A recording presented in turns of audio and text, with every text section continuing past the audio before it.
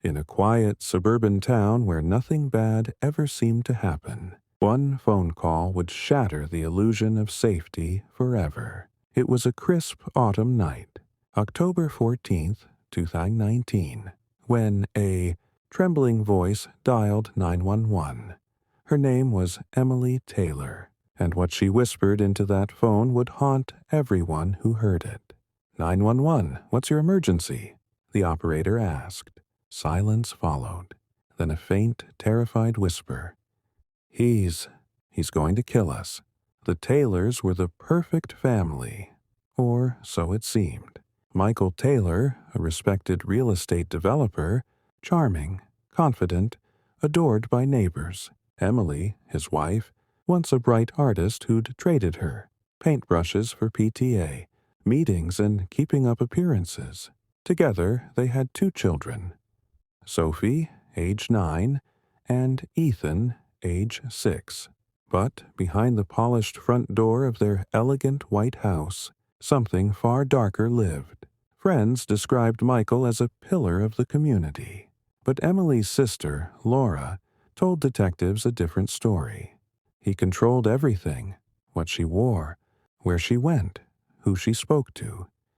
It started small, a raised voice, a slammed door, a shattered glass. Then the bruises she brushed off as accidents. The town never suspected. After all, Michael Taylor donated to the local church. He coached Little League. He smiled for every photo. But Emily knew, and she was running out of time. On the morning of October 14th, Emily took a risk.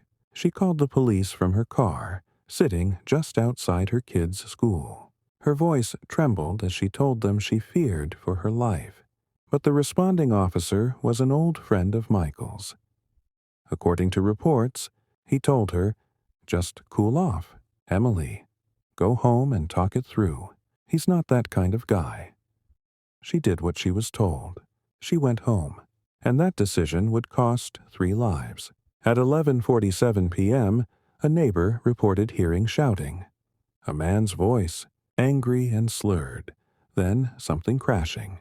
Minutes later came the 911 call. The operator stayed on the line for exactly 2 minutes and 46 seconds. Emily's voice whispering, the sound of footsteps, a door creaking open, and then a sharp scream followed by silence. When officers arrived, they were too late. Michael Taylor was gone. Emily was found in the hallway, unresponsive, her children hiding in the closet. But the story wasn't over, because what police found next changed everything. Inside Michael's locked study, investigators found a small USB drive hidden behind a false drawer. It contained recordings, hours of secret footage from cameras Michael had installed throughout the house.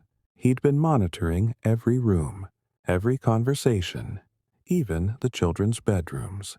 The last video, time-stamped 10:58 p.m., showed Emily in tears, gathering the kids' backpacks. She was planning to leave, but when Michael saw her, he snapped. The video cut off right as he lunged toward her. Detectives pieced together what happened. Michael killed Emily in a violent rage, then staged a break-in to cover his tracks. But when he realized the police were closing in, he vanished. His car was found abandoned by the river, the driver's door open, keys still in the ignition. No body, no footprints, no trace. For weeks, the town lived in fear. Was Michael dead, or was he watching from somewhere?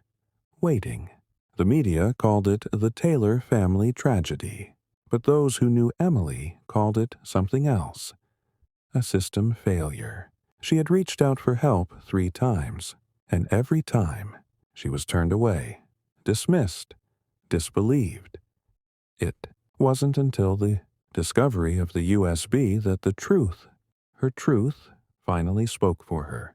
In her sister's eulogy, Laura said, "Emily tried to be brave. She believed the good in people could change them. But monsters don't change. They hide." Those words hit a nation like a thunderclap. The story of Emily Taylor sparked a movement demanding better protection for victims of domestic abuse. Laws were re-examined, procedures rewritten, but even as justice seemed to emerge, one question remained. Where was Michael Taylor? 6 months later, in the small town of Cedar Falls, 200 miles away, a fisherman made a discovery. A wallet, slick with mud. Inside, a driver's license. Name, Michael Taylor, but no body. Detectives rushed to the scene, scouring the riverbank. What they found next left them speechless. A single cabin, hidden deep in the trees. Inside, children's drawings pinned to the wall, 2 cups on the table, and a fresh set of footprints leading out the back door. Michael Taylor was alive, and someone had been helping him. The 911 call no one can forget was just the beginning. Join us next time as we uncover what really happened in the woods of Cedar Falls and the shocking truth behind who helped Michael Taylor disappear. Because sometimes evil doesn't die. It adapts. Life lesson. Justice may take time, but silence always speaks eventually. Never underestimate the quiet strength of those who are dismissed, doubted, or ignored.